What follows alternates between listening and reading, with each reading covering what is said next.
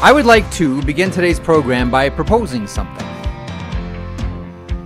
Zach, I want you here as witness to my proposal. I don't know if I've done it here before yet. I've mentioned it a few different times in a couple of different places.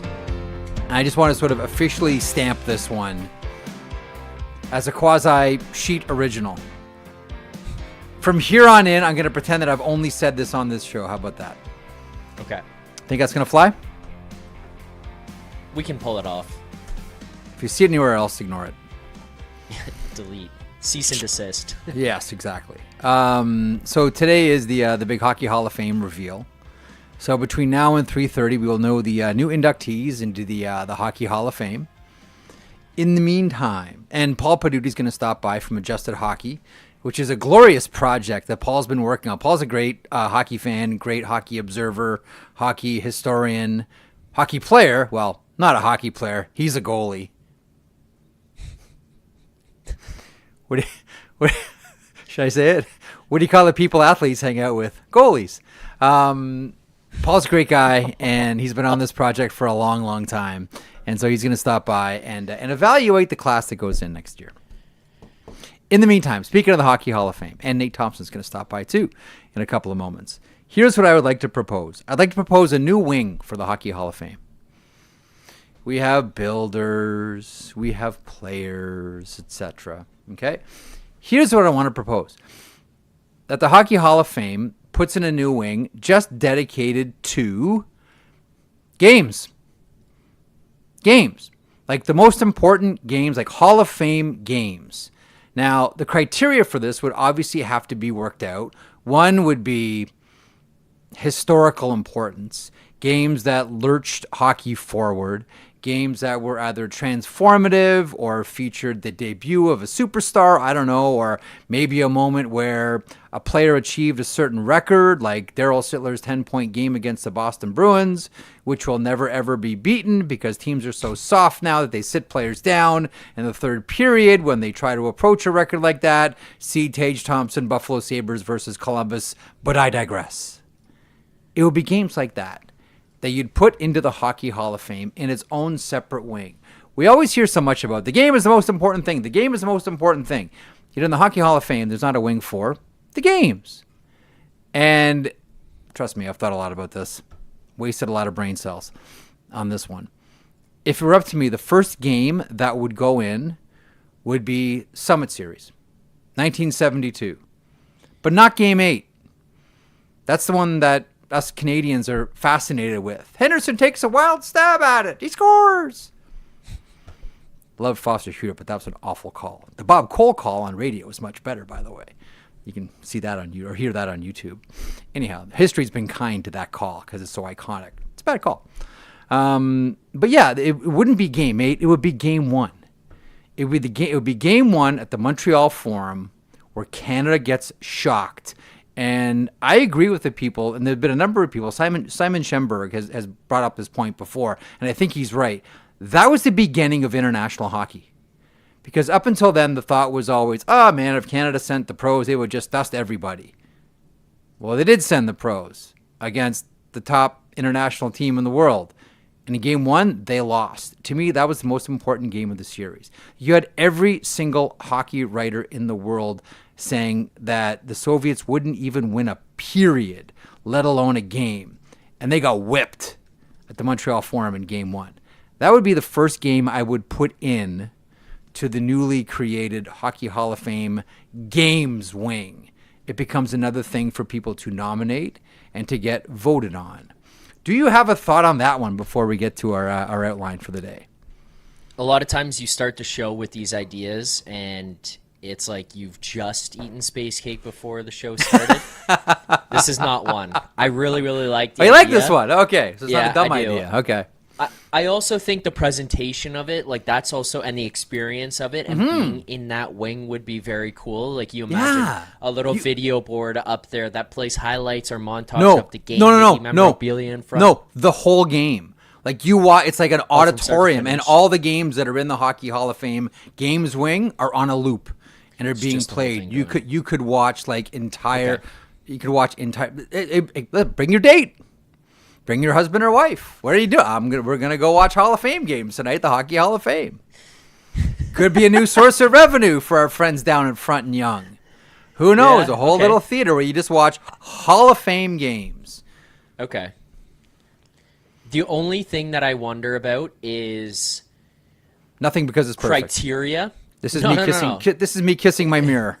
Everything. No, I'm not even. I have poking 1,000 holes ideas, in this. and they're all great. Okay, all right, go for it. I'm wondering how you go forward. So the two parts that I have are questions would be who decides, who votes, and the second same as who part votes would on be, players. Same people who vote on players. Same committee. And like players, builders, the process, you'd have to make it the same. Like someone has to nominate that game. Yeah. Much like there has to be a nomination, someone has to put forward a player. Like it's not there is. I think there's a misbelief out there that the selection committee of the Hockey Hall of Fame just sits around and then just arbitrarily decides. Like, no, somebody has to put forward a name and make the case for them and do a presentation on behalf of that player. That's the way it happens. Now, it can happen publicly, it can happen privately as well. But it's not as if they just sit around and say, what do you think, McGillney? Keep him out another year? Yeah, sure. Ha ha. Let's go. We're done here. Yeah. It's not the way it works. And then the only other part would just be criteria. So the voting process. Okay, Yes. so let's say it's the same group. It gets nominated. My other question to you would be, and I'm going to put this in a simplistic way, but is the criteria effectively vibes? Like it can be. Right. Like put it this way. The Easter Epic, for example, Washington Capitals and the New York Islanders. Like, for me, that's one of my favorite games of all time.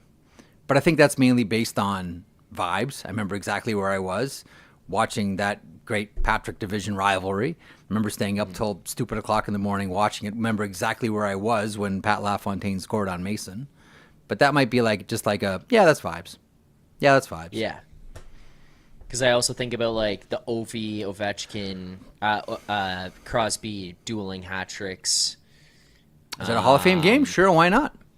Make the case. Yeah, like, but that's those part are of the it. ones Like I that. think about. Listen, awards, Hall of Fame, like all of it is all part of the marketing machine for hockey. That's what we're doing here, right? That's what awards are. That's what the 3 stars are, right? Originally, it was a promotion for 3-star gasoline, and it just kind of became a thing in hockey. This is just part of the marketing division. Hall of Fame games.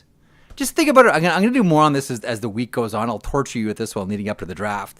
And there are trades we have to get to as well, and speculation about trades that we'll get to on today's show too. But I'm fascinated with the idea of putting games in the Hall of Fame. And I just did it off the top of my head with the whole idea about the theater and going to watch. But Zach, tell me you wouldn't go in there. You wouldn't go in to watch Hall of Fame games, full games. No, I would. I do agree with it 100%. I like this idea. I think it's fun, and it also just adds, as you kind of said, you know what we'll be doing next year? Let's say this is implemented in the summer. You and I will have was that a Hall of Fame game last night? Did you watch a Hall of Fame game? Did we just watch a Hall of Fame game? Oh, it wasn't just a game of the year. It wasn't just a save of the year. That was a game. That was a Hall of Fame game. We just watched a Hall of Fame game. You like? Makes my life easier. We'll see what the chat thinks about this one. We'll see what people on social media think about this one as the week continues. Again, I could listen. Miracle on Ice game. That's a layup. That's going to go in. Yeah. Right. Czechoslovakia versus the Soviet Union. That's going to go in. That's going to go in for sure. Those World Championship games. But anyway. Before we get there, we have a lot to get to on today's program. Daily Outline is presented, as always, by our good friends at FanDuel. Make every moment more with North America's #1 sportsbook. And we have a lot to get to today. And it's another day that ends in Y, leading into the draft. So there's a lot of speculation, and there's a lot of rumors, and there's a lot of talk, and that's all great. And so is Nate Thompson. Nate Thompson is going to stop by. Hockey player turned coach turned podcaster is going to stop by. Paul Pidutti from Adjusted Hockey. Encourage you to go check out that project at his website, adjustedhockey.com, I believe. Anyway, do a quick search and you can find Paul's work. A lot of NHL news, a lot of NHL speculation, and what we're going to do with Paul at the bottom of the hour. By 3:30, we will know all the inductees for the Hockey Hall of Fame this year. for next year's class, and we will go through it with Paul. I think like some of the obvious ones, like Zdeno Chara's going in, right? Yeah. Yes, Yeah, you can say with Zdeno Chara, Joe Thornton. Yeah, he's got it. Like there's a couple of obvious ones here. Duncan Keith, and we'll see. Well, we'll see where it goes. I was banging the drum yesterday for Lauren Shabbat. I know that got a little chuckle out of you, just when you thought that I wasn't old enough. And here I am talking about Lauren Shabbat. Today I'd like to remind everybody that Red Berenson belongs in the Hockey Hall of Fame as well, for what he's done for hockey as a player, as a coach, as the one who administrated and coached a number of great players and put together a great program with the University of Michigan Wolverines for so many years. And I do believe that there is a group looking to try to get him in to the Hockey Hall of Fame. Whether it happens this year or next year, I think eventually probably Red gets in. In the meantime, one of the big... Oh, by the way, I was going to go on with the Thomas Hertl story here in a couple of seconds.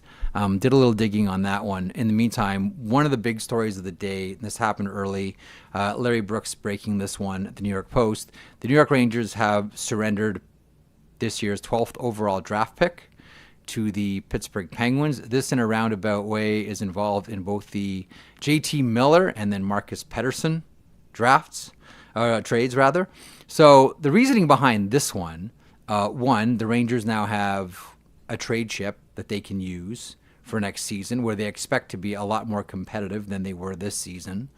And they have a strong bench, clearly, with Mike Sullivan. The other thing, and I haven't seen this talked about a whole lot, but in the back of my mind, I mean, it is the New York Rangers, so you always got to think big.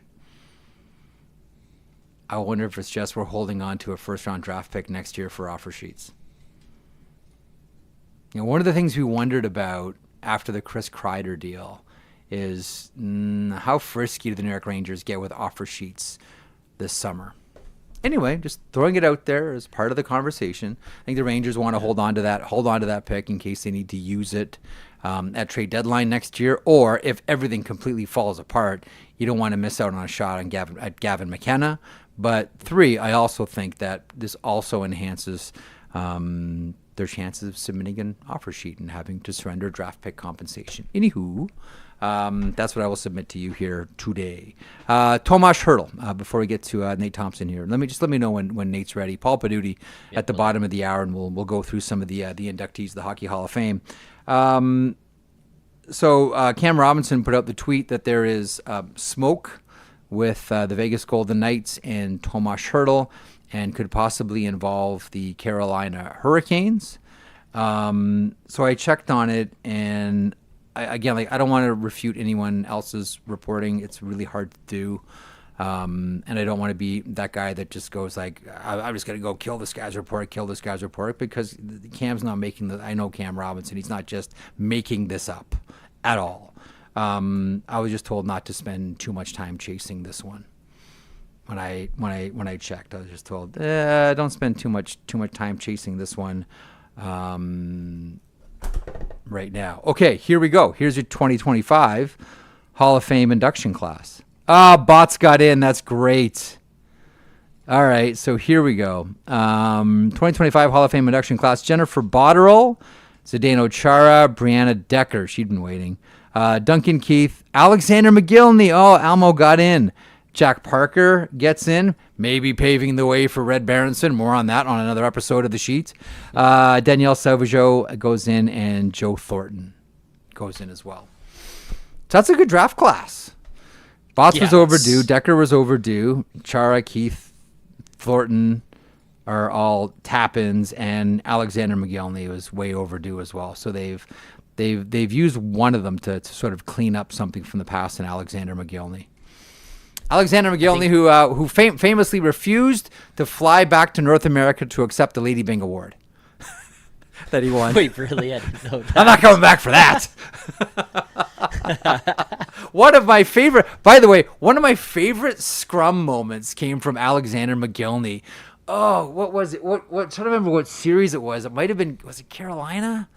It was when McGillney was playing with the Maple Leafs, and someone in the scrum. asked him before game one. It might have been Bob Harwood. God, I miss Bob Harwood. What a great guy. Good reporter, too. Bob Harwood asked Alexander McGillney before game one. He said, so it's game one of the series against the Carolina Hurricanes. Do you feel any pressure? And McGillney looked at him sideways and said, pressure? He said, the only pressure I feel is in the morning after a cup of coffee.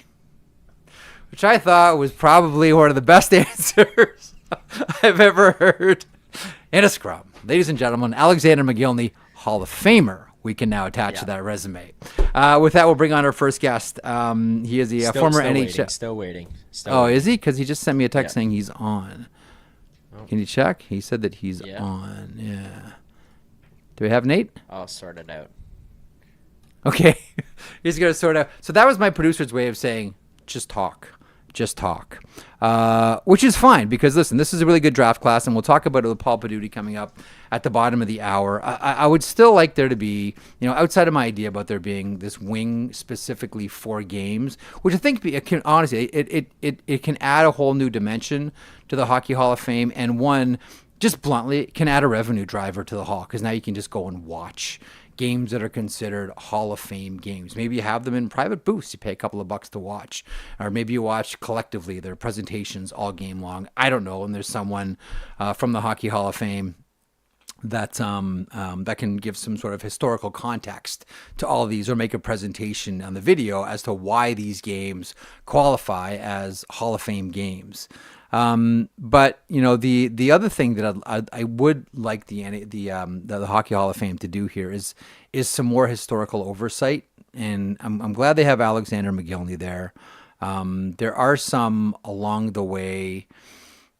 players along the way that probably need to be looked at in a different light now. Maybe even someone like Larry Orey, who was a legendary Detroit Red Wing player, who was Gordie Howe's hero, who essentially was Gordie Howe before there was Gordie Howe. I'm just doing this off the top of my head, but players like that. And the reason I mention it is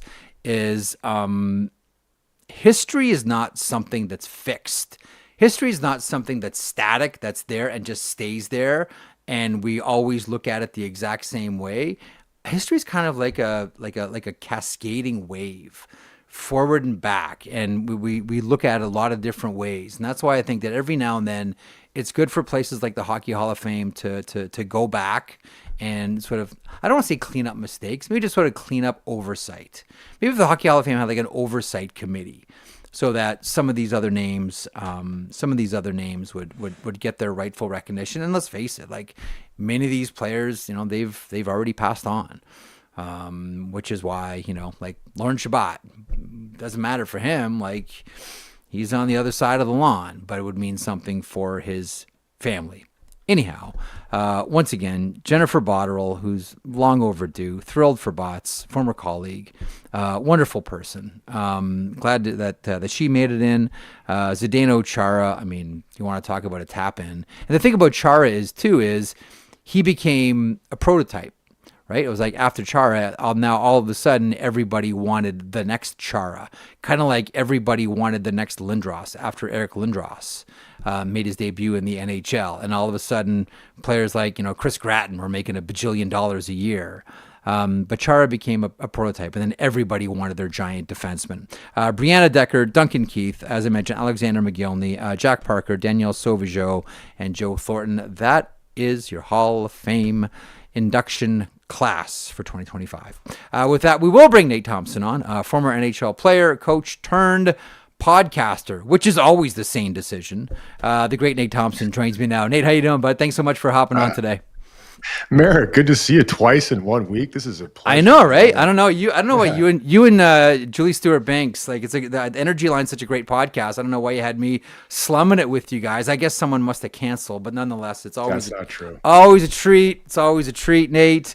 Before I get you to comment on sort of what's happening around the NHL, and one of the things I'm curious about with you is the goaltending situation with the Edmonton Oilers. Before we get there, I mean, listen, you played against some of these guys. Hall of Fame class: Chara, Keith, McGillney, Thornton, Botterill, Decker, Parker, Sauvageau, like some heavyweight names here. Who pops for you, and why is it Zdeno Chara? Actually, it's Alexander McGillney, and Oh, I think yeah? it's yeah. I mean, it's been way too long. I think it was. We've been talking about it every year. Yes. Alexander McGillney needs to be on the class, needs to be in the next Hall of Fame class, and finally he gets in. But I think everyone else is. To me, it's not a surprise. I mean, I'm looking at it right now. Chara, obviously a shoe-in. Thornton, Duncan Keith too. I mean, what he did in Chicago and his whole career, and just the Norris is everything. I mean, just incredible. And then the females like Jen Botterill, Love her. awesome.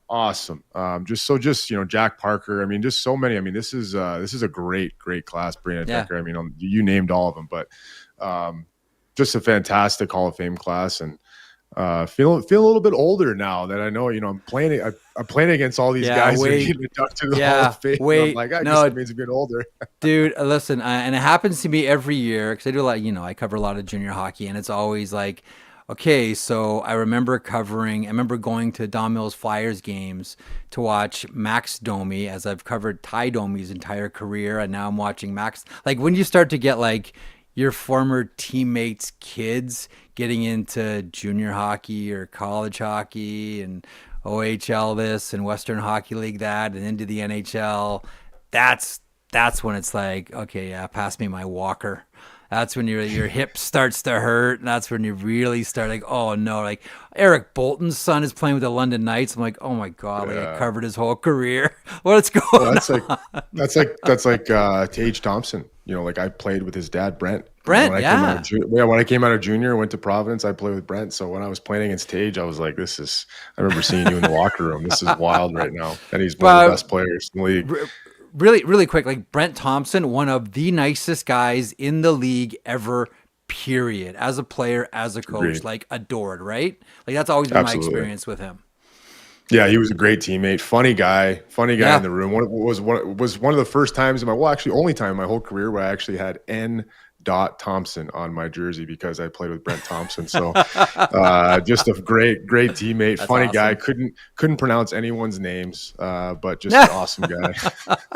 That's all right. It's fine, no problem with that. There used to be a guy on the first intermission who made a career out of that one, so don't worry about it. And we all loved him for it.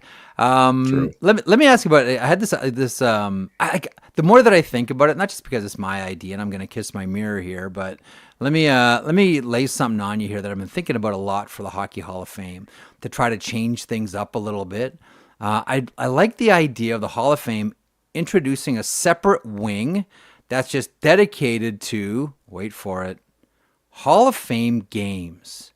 The games that are like really important to the history of hockey, that moved it forward, jumped off the hockey pages and into the sports pages, into the cultural pages of North America or internationally for that matter. So like Game 1 of the Summit Series, the Miracle on Ice, or like the first game, Mario Lemieux against the Boston Bruins, and here's Lemieux and whatever he does to Ray Bourque, like things that really move the game forward or became like so iconic, right? That they just like, okay, you know what? That was a Hall of Fame game. What do you think of the idea of introducing games themselves into the Hall of Fame?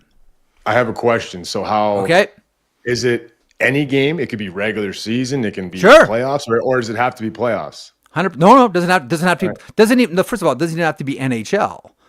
Right? Like we could be talking about. So it could be like Four Nations or something too. Well, that's what I'm thinking. That's Saturday night in Montreal, right? USA versus Canada. What moved the NHL more forward this year than that first period? Nothing. Like that was the most important first period in the NHL this season, and it didn't happen in the NHL. But look at the cascading effect. That was a Hall of Fame game. Yeah. Hall of Fame game, right? That was a Hall of Fame game. I mean, the first 10 minutes of that game is Hall of Fame hockey. That was Hall of Fame hockey. So open so I you like the idea or no? I like the idea, Marek. I do like the idea because we grab on to certain games and we think about them, we talk about them, and why not put those games in the Hall of Fame?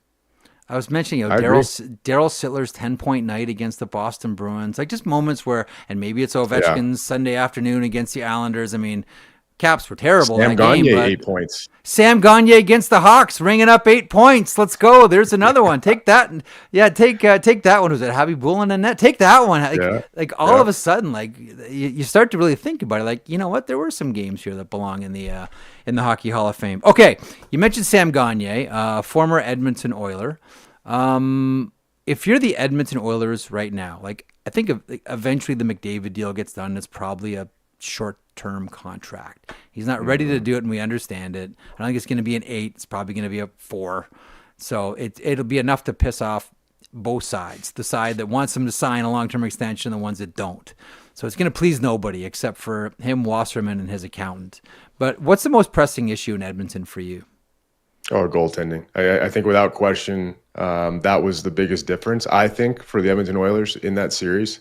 I think honestly, and I think about it, if they have a legit, elite, number 1 goalie, they might win that series. I truly believe that. And because they never had a game where I think Stuart Skinner or any of them could steal them a game. Like Sergei Bobrovsky, he's capable of that. So I was thinking the last few days, Marek, and I was thinking about possibilities and scenarios. And is there a world, and I'm going to ask you, is there a world where a guy like Ilya Sorokin would the Islanders be willing in a new, obviously turnover, everything, trying to change everything, where they could make a deal? Obviously, it would be a blockbuster deal. Yeah.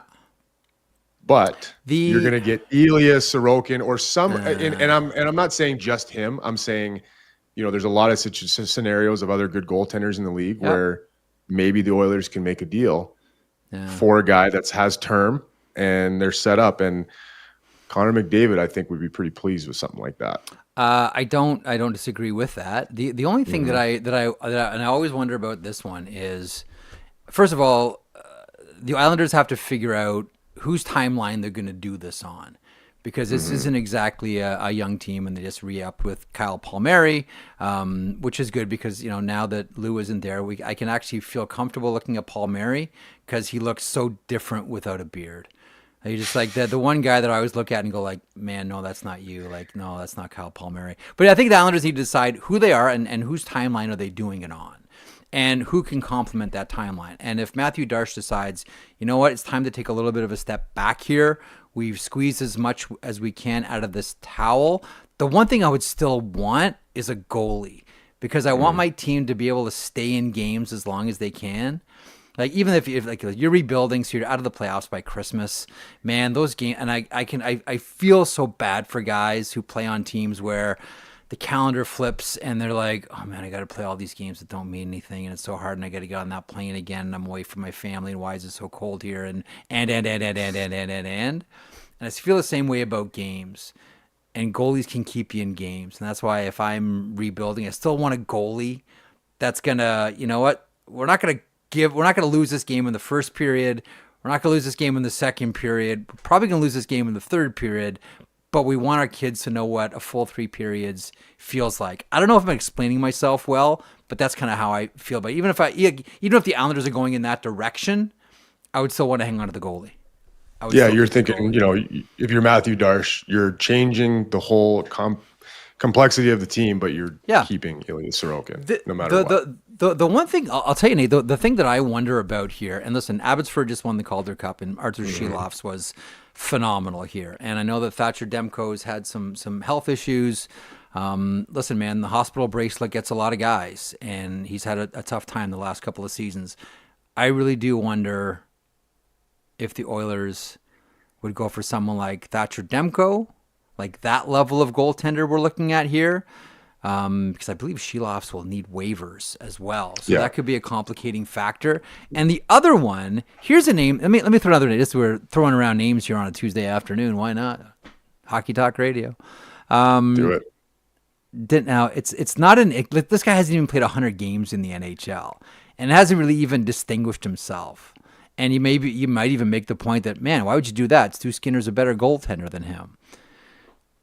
Jet Greaves is going to get a spot on that Columbus tandem. Like, Merzlikins isn't going to go anywhere. I wonder about Daniil Tarasov.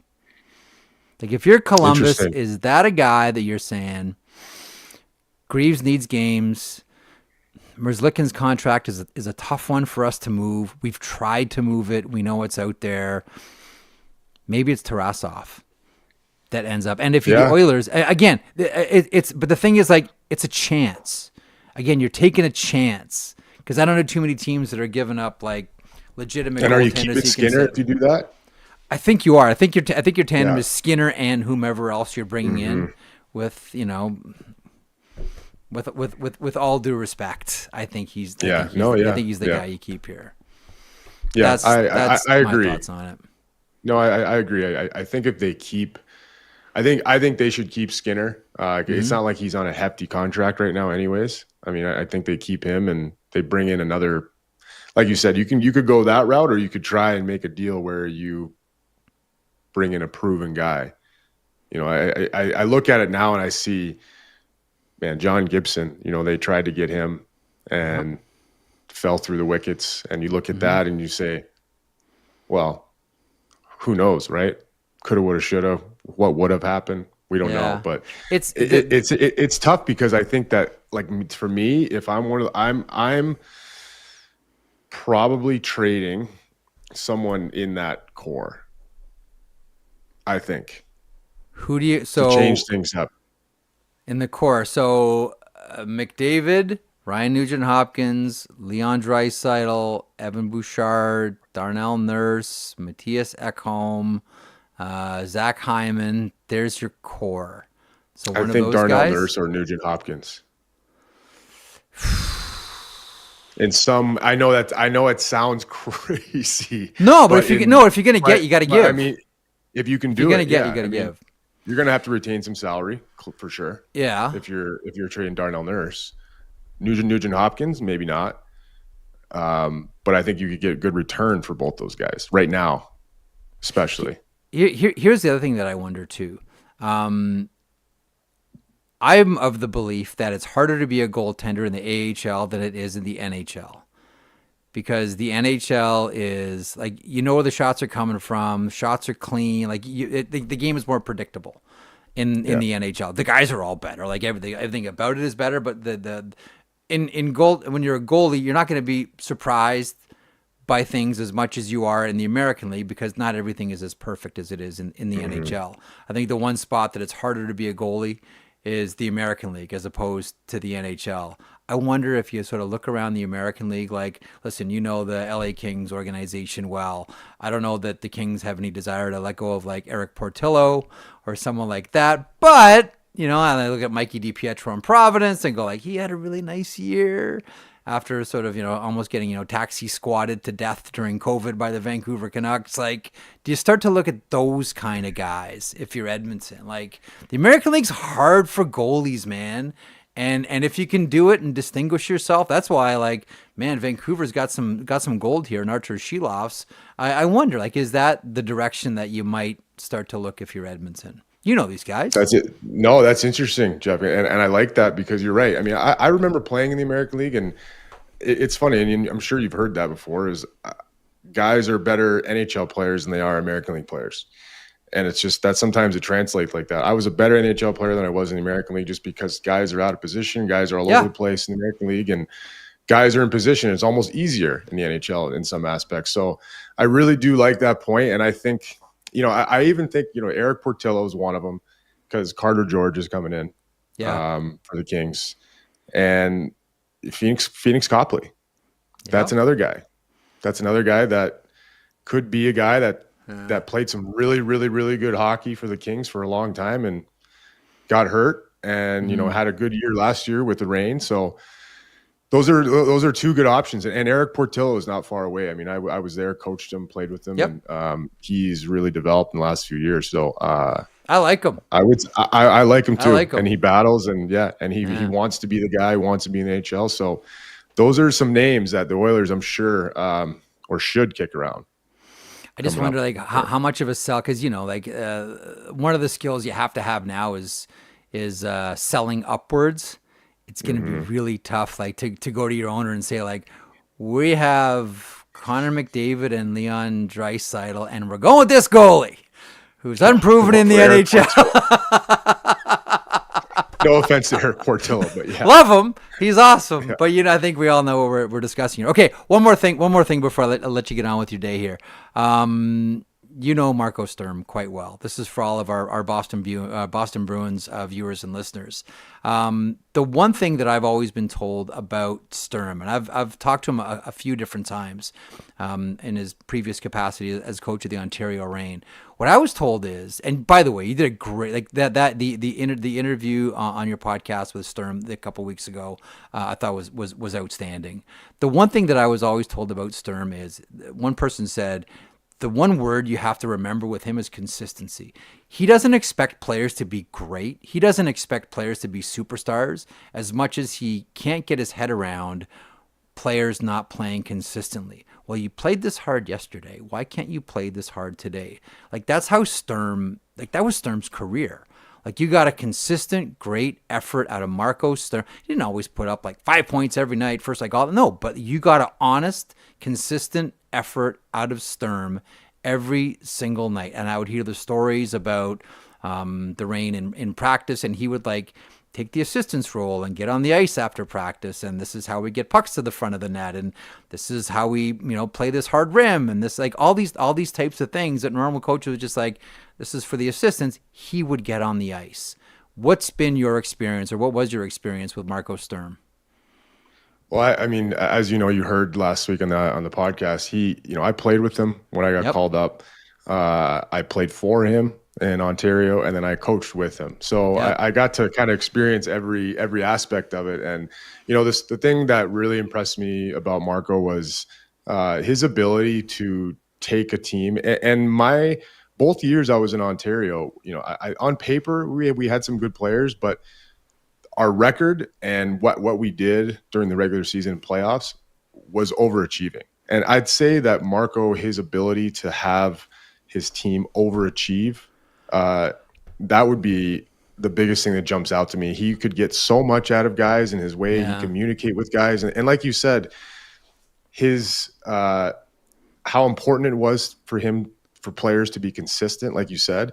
Yeah. He would do it in a way where he would check in with guys. And even if they were playing well, he would still check in with guys to make sure that they knew and remind them. And, guys at that age in the American League, guys can get complacent very easily. So he was so good at checking in with guys and making sure guys were, staying consistent and knowing what their roles is and knowing what their job is. And, Sturmy played a long time. And like you honest said, player. He was honest player, hardworking guy, good defensively, played both sides of the puck. So, I think this is a perfect marriage in Boston. I think them hiring Marco Sturm is going to be great for a lot of those guys. And not only that, he's a fun-loving guy. He's passionate about hockey. He has a good time. He laughs, and he's funny dude. Funny guy. I mean, he was great to play with, great to work with. So those guys, I just think of guys like Pasta and those guys, McAvoy, they're gonna excel with him. Okay, last question. I swear this is the last question. I remember asking Brad May this. I was out with Mayday one night, and I've known Mayday forever, and we were out one night. I'm like, was there a team? This is with that intensity of the fifth or sixth beer. Was there a team that you always wanted to play for, but you never got a chance to? You grew up dreaming about the jersey, And he's like, yeah, Boston Bruins for me. Never had a chance, but man, I always if I could ever get a chance to play with the and I could see Mayday in that Bruins jersey all day long. Mm-hmm. Nate Thompson, was there a team? I got to tell you, you look great in a Flyers uniform, but there's two teams you always wanted to play for. Shoot. Well, the first one, without question, because it was my favorite team growing up, was the Detroit Red Wings. I was a huge Steve Yzerman fan, so my first game at Joe Louis, I was I was in shock and just starstruck in my first game there when I was with the Islanders at Joe Louis Arena. So I remember I'll tell this quick story. I'm standing at the red line stretching, and I'm staring. I'm not even looking at our end. I'm just staring, and Billy Guerin had to come up and tap me and go, "Hey, Nate, we got a game to play tonight." I'm like, oh yeah, that's right, Billy. I'm staring at Lidstrom and Datsuk and Zetterberg and all these guys. And, so that Detroit's one. That's good. The second one would be the New York Rangers. I just think playing for New York. I scored my first goal at MSG. So I think playing for the Rangers would be another one. Those two jump out. Here's why I love and still do Rangers. And I finally got Doug McLean to admit something about them. I always loved the red pants. I always loved the Rangers red pants. And I remember when Doug McLean was a new first general manager of the Columbus Blue Jackets, their uniform comes out, and sure enough, red pants. And I got to work with Doug years later at Sportsnet, and I used to always ask him, dude, you totally stole that from the Rangers. No. And finally, after a few years, yeah, we just shut up. Yeah, I stole it from the Rangers. I just love those red pants, too. I just totally love the red pants. I'm sorry. But Red Wings are the same. Maybe you got a thing for red pants. Maybe we just discovered. So. Maybe Nate, you just got a thing for red hockey pants. Or breezers, as they call them in Minnesota. Breezers. Listen, thanks, bud. Thanks for spending some time today. Always appreciate it. Continued success with our mutual friend JSB, Julie Stewart-Binks. That is an excellent podcast you guys have together. Energy Line is outstanding. Continued success, and welcome officially to the dark side of hockey, the media side of things. Thanks, pal. You'll do great. Thanks, Marek. Thanks for having me, and always a pleasure seeing you, buddy. We'll talk soon. There he is, the great Nate Thompson, who is just a wonderful guy and a really good broadcaster. And I do encourage you to check out Energy Line. It's an iHeart podcast in association with the NHL. It is fantastic. And Nate is going to make this transition hand to glove. Meanwhile, as we've been talking about here on the show today, and let me call up the official. Here we go. Jennifer Botterill, Zdeno Chara, Brianna Decker, Duncan Keith, Alex McGillney, Jack Parker, Danielle Sauvageau, Joe Thornton. That is your Hall of Fame induction class. And when we talk about the Hall of Fame, there's one person that I want to talk to. His name is Paul Pidutti. He is from Sudbury, Ontario. He joins me on the sheet, and I love the Adjusted Hockey Project. As I always waited for someone, and this is when you first started this, Paul, I was so happy, someone who actually sort of used data to come up with the criteria for who belongs in the Hockey Hall of Fame. I know a lot of it had always been sort of traditionally done by boxcar stats and vibes, but you go a little bit deeper than that. First of all, welcome to the program. Thanks so much for being aboard. I love the shot of Ken Dryden below you, and I'm assuming that's you with that old Vic goalie stick there over your right shoulder. Hey, Jeff, happy to be here, and that is me, my first season of hockey, and I use that as my logo out of the gate, and it's sort of stood the test of time, so I try to get it in there whenever I can.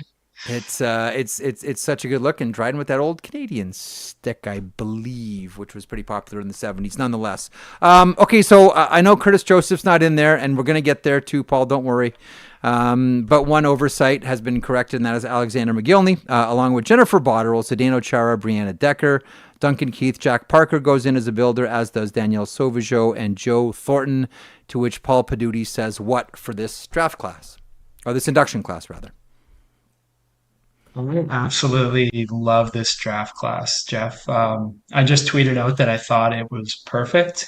And the reason I say that is I had a little bit of class of 2025 bucket list that I had jotted down before the announcement was made, and they kind of checked every box, and I'm sure we'll get into it, but I think one of the biggest things for me was I've called Jennifer Botterill the most glaring female player omission. Yes. And I've called Alexander McGillney the most glaring male player omission.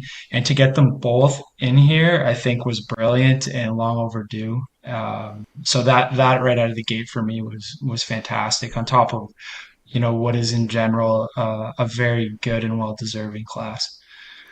Let's go through a couple of the names here. And the one that I thought that we all sort of, I think, recognize as he went through his career, and a very distinguished career punctuated by a Stanley Cup victory in 2011 with the Boston Bruins.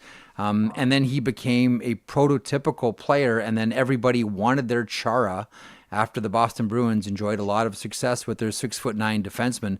Zdeno Chara is like the obvious one. That's like the 2-foot putt, the layup. Like that's the easy one here. I agree. I had both Chara and Joe Thornton as them empty netters, to use a hockey term, but I thought those are the ones that both needed to be in there, no questions asked. When it comes to Chara, I think people may have thought of him as he won the one Norris, but he was a 7-time year-end All-Star. So 7 different seasons. The writers thought he was one of the best four defensemen in the world, and I think Yeah. that's the type of thing where he's no compiler, he's no games played machine. It's not because he was the captain; he was a legitimately outstanding defenseman. So happy to see Chara rewarded. The interesting thing about Chara is too, I don't think he hit 60. I don't think he hit 60 points once.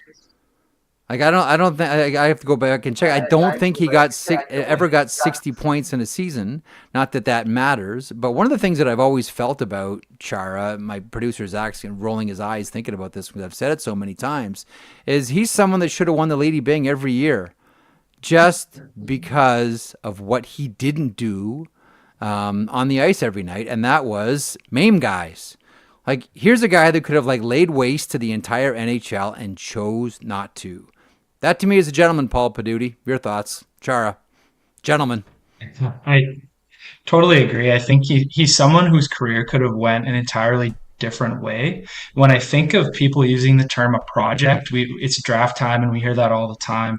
This player is projectable or a project. Was there ever a bigger project than Zdeno Chara? He's 6'9", he's gangly, he's full of limbs. Somebody somewhere said this could be the perfect type of defenseman, and he sort of became it. And Yeah. I kind of love the backstory with Chara because the truth is he is your project, and most people are happy if a project gets a few years in the league, let alone a first ballot Hall of Famer. So that's actually one of the first things I thought about Chara. I remember talking to Stan Butler when he coached Prince George, and he's like, I don't know what this thing is.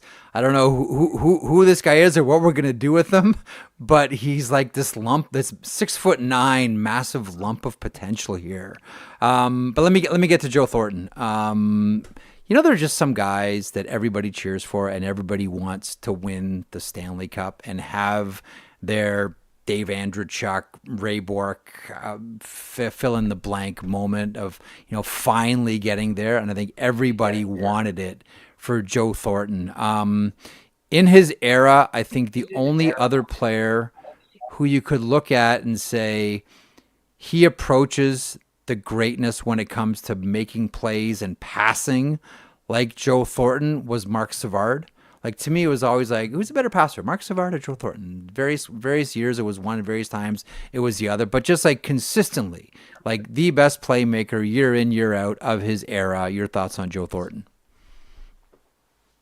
Love Joe Thornton. I think everybody does. I think he's in an interesting contest that you don't want to be in, and that would be the best Hall of Famer without the cup. Yeah. And Jerome Iginla, to me, is probably his toughest competition. Some of the things I thought of Thornton, I mean, when you adjust for era, his stats look even better because playing, especially when he came up, goals were not flying. Like he was putting up points in an era where there was not a lot of offense. So I think if anything, Thornton's numbers are suppressed from when we just look at the raw numbers. That's one of the things. And the other thing I thought of is, wow, someone traded him. And I know there was a lot of reasons at the time, but the owner wasn't a fan. That sort of spurred on that conversation. Yeah, it just blows my mind, right? Yeah. Because how many Hall of Famers are traded at the peak of their powers or about to enter them and winning scoring leader?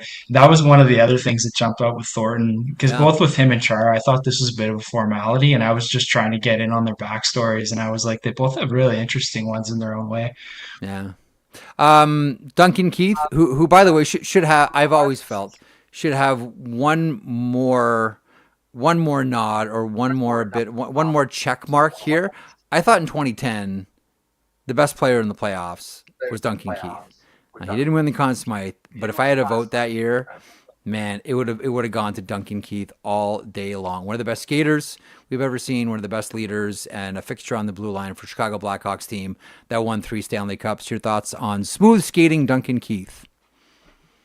I've got he was going to get in. I wasn't 100% certain it was going to be on the first try, Yeah. even though I think he's deserving. But I have a trivia question for you, Jeff, because I know Uh-oh. you enjoy that type of thing. He played at Who Michigan are the State. s- who are the six defensemen with two Norrises and a Conn Smythe trophy? And that's what leaps out about Keith to me. Oh, yeah. Yeah. Was Al McInnes one of them? Nope, just one Norris. Just one Norris. Who are they? I don't want to bore people They into guessing are game here on the show. Who do you got? Bobby Orr, Larry Robinson. Yeah. Gotta check my list. Nick Lidstrom, Yeah. Oh, I Brian thought you meant like Leach. only two Norrises. Sorry. Okay. I thought you Oh, meant I like see. only two. Yeah, Okay. yeah. Yeah. Oh yeah, like all the Le- heavyweights in that for sure. yeah, Leach, and Kale McCarr, which bodes really well for his case. Not that I think he's going to have any trouble one day. Yeah. Let me fire a couple more here at you. And then I want to get your thoughts on an idea I had off the top of the show that I'm not going to let die. I'm gonna hang on to this one, Paul, and continue to bang the drum here. You mentioned that Jennifer Botterill was one of the most overlooked players, male, female, animal, mineral, vegetable, like everything. It doesn't matter. Like, she's one of the most overlooked hockey players, not represented in the Hall of Fame. That gets corrected. Make the case for Jennifer Botterill. Sure. I I called her in a recent article a serial winner, and that in itself doesn't necessarily make you stand out in the women's game because Canada and the States, if you're a fixture on those teams for Yeah. a long time, you're probably going to have a lot of hardware. But in her particular case, she won at every level, including as a professional in the previous iteration of the Women's Professional League, and in college. But she still holds the NCAA points record for her work at Harvard. It's Yeah. not officially recognized because it wasn't considered at a certain level at that particular time. But to me, Botterill presided over one of the most dominant stretches for Canada over the United States in the history of their rivalry. And she Mm. won at every level. She scored at every level. And she's a fantastic ambassador for the game. So I was really, really pushing for her the last couple of years. And I love to see her get rewarded because it's well earned. Amen. Okay. To my idea here. Let me know what you think about this one. As a way to sort of maybe give the Hall of Fame a new wing, a new look, maybe even Paul Pidutti, a new revenue driver. Just imagine what this would be like in the Hockey Hall of Fame. How do you feel about the idea of, as part of every class, maybe not every class that goes in, but every now and then, maybe every 2 years, 5 years, I don't know, that it's not a player that goes. Players will go in. You're not voting for a player. You're not voting for a builder. You vote for a game. So we start to include actual games, whether it's one of the Summit Series games, whether it's the Miracle on Ice, whether it's some of those World Championship games between Czechoslovakia and the Soviet Union after the tanks rolled in down the cobblestone streets of Prague. Maybe significant games that moved the sport forward, not just in North America, but internationally as well. Historically significant games, or maybe just games that were awesome.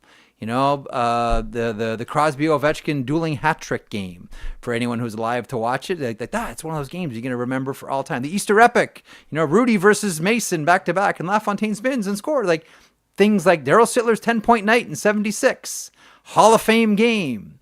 What do you think of the idea of it's not just players, it's not just builders, it's games that go in the Hall of Fame. And you have that wing, and maybe it's private booths to go and watch the Hall of Fame games. Maybe it's a big movie theater where all the games are playing on a loop. These are all the games that are in the Hockey Hall of Fame. They've been given the nod as official Hall of Fame games. What do you think of that one? I think that's fascinating, and anything that teaches people about hockey history and gets them Yeah. excited. I like to me, I think sometimes the hall misses the boat in that sense, where the people aren't part of the process, in the sense that everything's private. You don't know who they're Yeah. considering. There's not really an avenue to have any input, and I to me, that's a really interesting idea. I know the Basketball Hall of Fame inducts teams, and that was one of the Yes. things I thought of. And that's like sort of a creative way to recognize or have the debate or highlight things that isn't, just the typical is he or she in or out. Yeah. Maybe that's a future article for one of us. Which 10 games get into, which 10 games make the Hall of Fame, or 5 Your to start? We'd have to an see. initial draft class. Yeah. Well, I was saying off the top, like the first one that I would put in is Summit Series, but not Game 8. Game 1. Game 1 where Canada lost, because that was the beginning of international hockey. That's when the whole world went, whoa, this isn't Canada and everybody else. This is like a legitimate competition now. This is like the birthplace of international hockey. Then there was all those tournaments in the 70s that spilled over, and the Canada Cup was created in 76, et cetera, the fumes of which we're still riding on today. And we just saw at the Four Nations. And that probably that Four Nations game, Canada versus USA, the Saturday night in Montreal, that would probably be a game that would get nominated for the Hockey Hall of Fame. Anyhow, I just lob it out there as a way to make conversation on a Tuesday afternoon. Paul, you're the best. Love Adjusted Hockey. If you want to read some of Paul's project, you can find it online at Adjusted Hockey. Thanks, pal. Continued success. And I love that little guy above Ken Dryden. Great talking to you, Jeff. Take care. Be good. There he is, the great Paul Pidutti from Adjusted Hockey. He writes a lot of stuff on dailyfaceoff.com as well. And it all revolves around who belongs in the Hall of Fame or not. And he liked my idea, so I like him. Because I'm just that shallow, Zach. Like, I'm just like, that's simple. If you like my idea, then obviously you're my club. I think Zach may have vanished. But nonetheless, we'll get Zach back on the program here. Okay, so congratulations to everybody who made it into the Hockey Hall of Fame. There are still some areas. You know what? I'll tell you what. What's interesting about this class here, is over the past few years, the one thing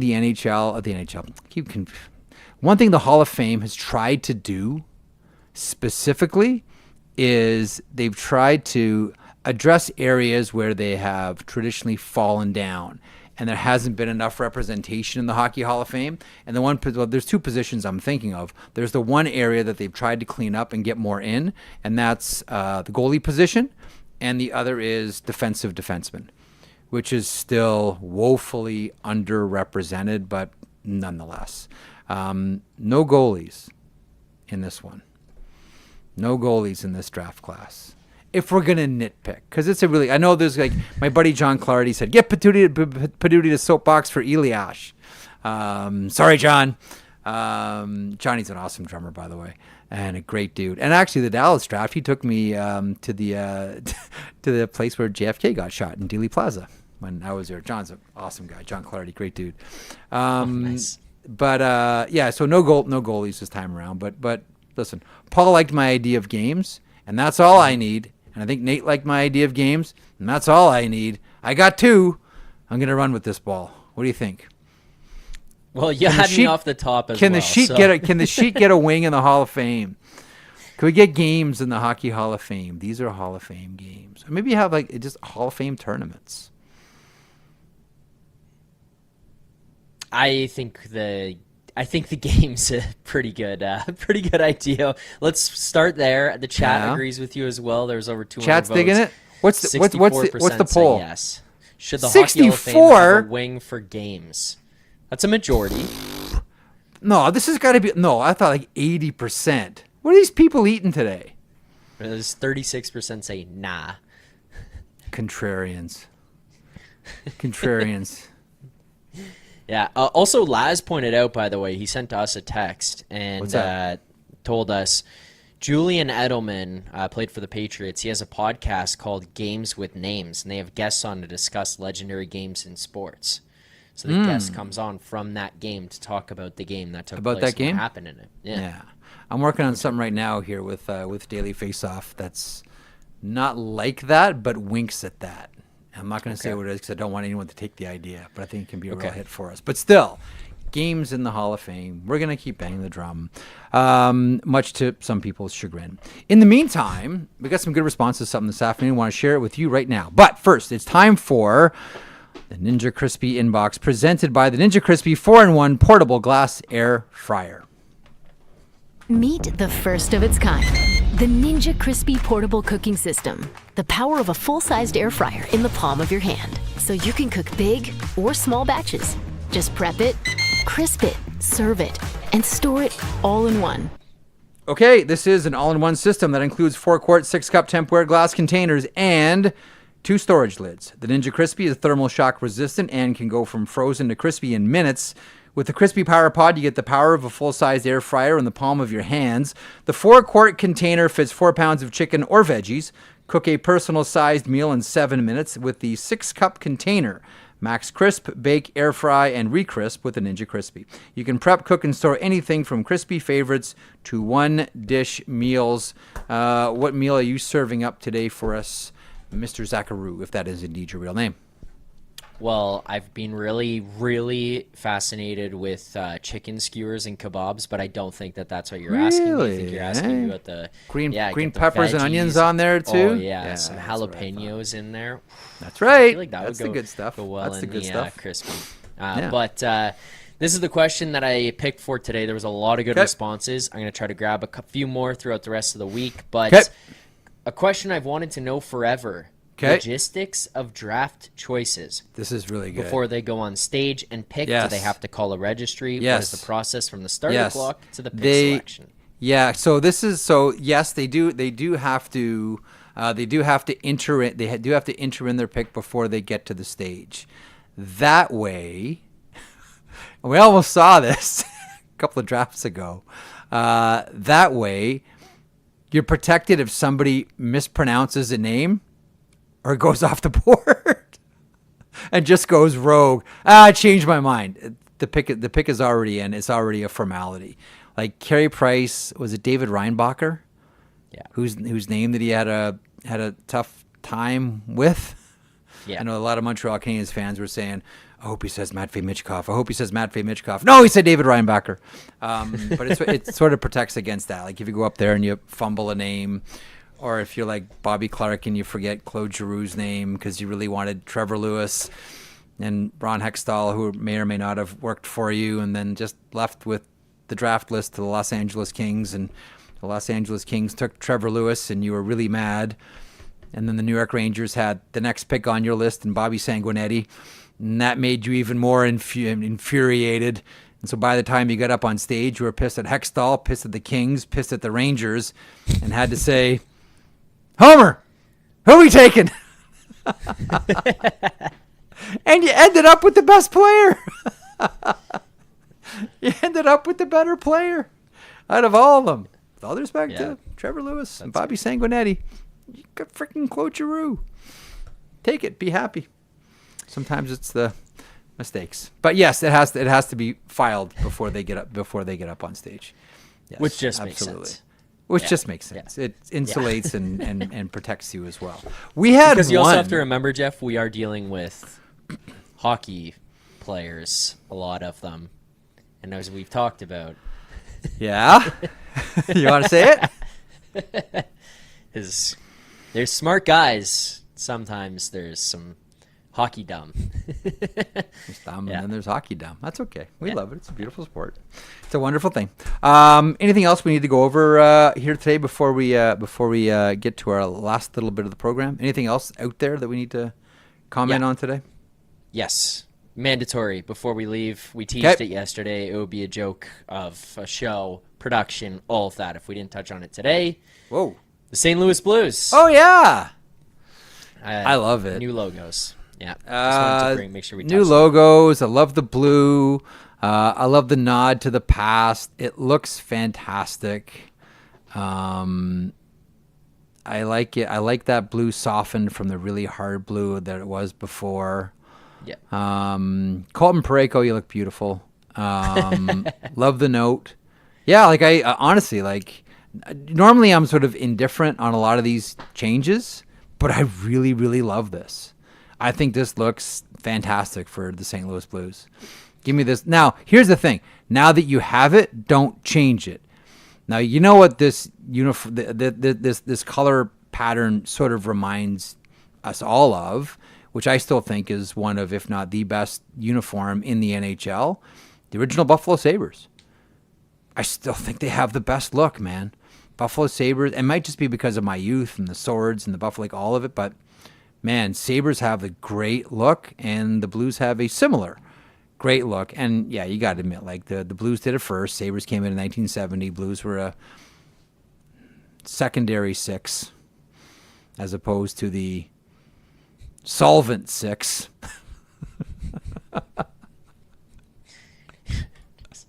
That came first. Yeah, they do look like the Buffalo Sabres, but that's okay. Those are two great looks. Yep. Great uniforms. Do you like it? I think they knocked this one out of the park. Yeah. Yeah, it looks fantastic. Awesome. It looked honestly, like at every level, that Blues look looks great. And you're right, we did mention it yesterday, so we had to touch on it today. Or also, would it be, what do you call it, an embarrassment of a show? Yeah, disgrace, embarrassment. Speaking of the Buffalo Sabres a second ago, one thing we do have to mention too, Kevin Adams, and he gave a press release today, a press conference today rather, addressing assembled media with the Buffalo Sabres organization, calling the Mattias Samuelsson buyout talk ridiculous. Misinformation. There was a lot of talk about misinformation as well. Okay. I don't want to nitpick. And I don't want to pile on Kevin Adams. There's only one thing. Like, don't say you feel sorry for fans for there being misinformation out there. If you're going to feel sorry for fans for one thing, it's the 14 years of not making the playoffs. That's why I feel sorry for the fans. Not because of the conversation around there, whether it involves J.J. Peterka, which he wanted no part of that conversation. Kevin Adams wanted zero to do with that conversation, although you know that hot potato's getting rolled in your direction. And then he didn't want anything really to do with the talk about Mattias Samuelsson. I understand that, but let's just see if Mattias Samuelsson's a Buffalo Sabre next season. We'll see. Like, there's a big long stretch here for the Sabres, and we'll see if J.J. Peterka is the Buffalo Sabres. Someone mentioned to me today that they're of the belief that Terry Pegula had signed off on the idea of moving Peterka after I talked about how he was Terry Pegula's favorite player on the team, which is true. Yeah. Much like Zemgus Girgensons before that. But I was told by someone today, like, yeah, he's signed off on the idea if they go that direction, which I think we all expect that he will do, right? But you know what the thing is, too, Zach? Like, one thing that I do want to point out here before we're getting heavy, keeping everyone late today. The one thing that I've always wondered about GMs is at these opening press conferences, I've always wanted one person to stand up and say, first of all, congratulations on getting the job. Second, would you lie to protect your team? Would you lie to us to protect your team? How would you answer that if you were a GM? Because the answer is yes. Of course. Oh, yeah, conveniently, Zach's video feed just froze. I think he just froze it on purpose. Anyway, let's get to the close here at the show. Oh, we got you back. You just sort of froze at the perfect moment there. Yeah, as I put you on the spot. General manager Zach Phillips, would you lie to protect your team?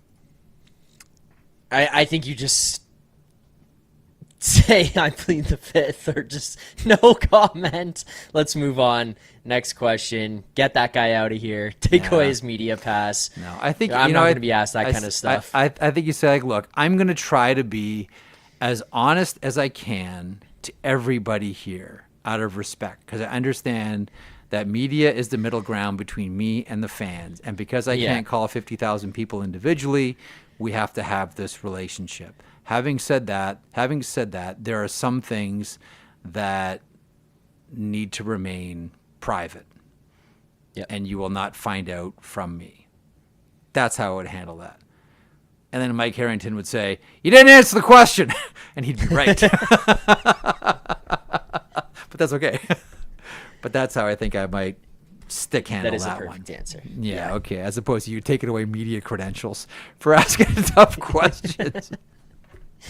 Yeah, no more. None of that. All right, I don't want to hear any of that. This is over. And ignore the man behind the curtain, as a Wizard of Oz reference there. Okay, the sheet. We're wrapping up here, folks. We kept you late today. The sheet is powered by FanDuel, home of the same game parlay. Make every moment more on FanDuel. FanDuel, proud to connect fans to the major sports moments that matter to them. I always enjoy this segment of the program because it forces Zach and our friends at FanDuel to get very creative with things, with no games. Oh, by the way, one thing I do want to mention Abbotsford winning the Calder Cup yesterday. One thing, I got a note from someone today who is at the AHL business meetings in Indianapolis. President of or commissioner rather, Scott Housen, giving his State of the League address. Ticket, and it seems like it's all good news for the American. Like the American Hockey League had another really strong season. Housen and everyone there has done a really good job. Ticket revenue is up, sponsorship revenue is up, both at all-time records. Good to hear. Regular season attendance up slightly. The new streaming partnership with Flow Hockey has been a real success. QMJHL also just recently signing a deal with Flow Hockey as well. We should point out expanded video replay capabilities for the 2025-26 season are coming, and the CBA is expiring on the 31st. With the Professional Hockey Players Association there, Larry Landon's old outfit. But the conversations are ongoing, and nothing said about expansion or relocation, which is interesting because there are a lot of people that are wondering about one very specific place, and that's First Ontario Centre in Hamilton. When that redesign and renovation is done, who will be the tenant there, and will it be an American Hockey League team? Don't know. Right. But as of right now, nothing at the business meeting in Indianapolis, nothing on the books for expansion or relocation. So it sounds like it was a thumbs up year for the American Hockey League, and congratulations to Manny Malhotra and Abbotsford. Great job. Okay, sorry, you were saying. As I interrupted you. That's all good. Quick little note that's about good. AHL. This is where I find things that just fascinate me, and then I think, I wonder if Jeff agrees or not. Let's see. So, in the theme of voting and awards and all that stuff, I found that FanDuel has put up the market for the 2025-2026 Vezina Trophy winner. Oh, geez. Connor Hellebuyck is at the top of the list. Which 3 in a Jeff, row, eh? I very much disagree with. And not because he won't be the best goaltender next year, but because I don't think he would win it 3 times in a row. There's a difference. I don't know if you agree with that statement. Okay, so who votes on the Vezina?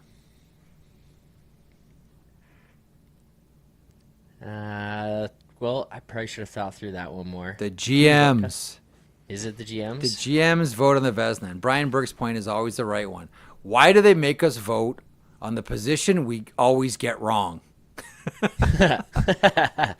He said he's right. Why are we voting on this? This is the one position we always screw up. I can see them going for Connor Hellebuyck again if he puts up the most important stat to general managers. And you know what stat that is? Wins. That's generally the way it goes. You put up the most wins, and that's the GMs are going to vote. Other GMs are going to vote for you. So if the Winnipeg Jets have another monster season, guess what? Hellebuyck's getting the award again. Okay, so then push back on that. If that's what's going to be most important, do you not think that the Jets might take this, especially coming off of how loud, and not because they're listening to outside noise on this decision, but because of how loud everything was and how much it bubbled to the surface that Connor Hellebuyck struggles when it matters the most in the playoffs there. He played a lot more games. He played at the Four Nations. He's going to play at the Olympics. Yeah. Are they going to dial back his usage this year? Is he going to have less opportunity to get those wins? Are the Winnipeg Jets going to? Yeah, the Jets. I can't see it. I mean, it does make sense. I just can't see. I can't see the Winnipeg Jets saying like, "Hey, are we overworking him?" Like if Hellebuyck wants to play, Hellebuyck's going to play. I really, really firmly believe that, and I don't think there's any reason why he can't win a third Vezina Trophy in a row. Right. I think. Listen, the Vezina always goes to a goaltender with the top team. Winnipeg Jets will be a top team. I wonder about Jake Ottinger next year as well too. That's like the one. Dallas may do something massive here if they can't get Jason Robertson under contract. We'll see. There are already teams that are clearing decks. Oh, hi, Anaheim. That are clearing decks for positions in cap space, although they got plenty of cap space. I could see Ottinger. I think we look at Ottinger and say like somewhere in. I thought that having Dustin Wolf there was a nice touch, by the way, for FanDuel as well.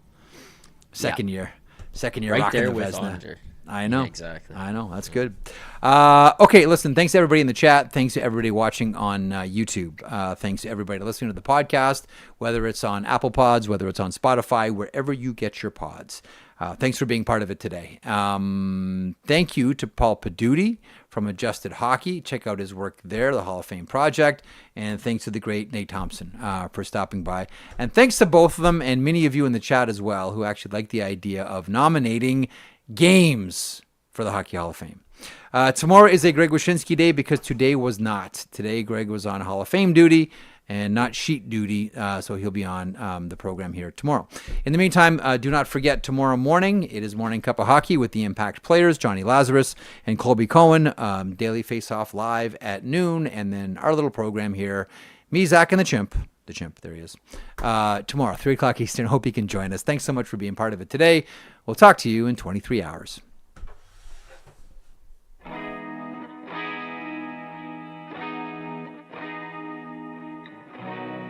If you enjoyed that video, and we certainly hope that you do, please hit the subscribe button right there here at Daily Face-Off.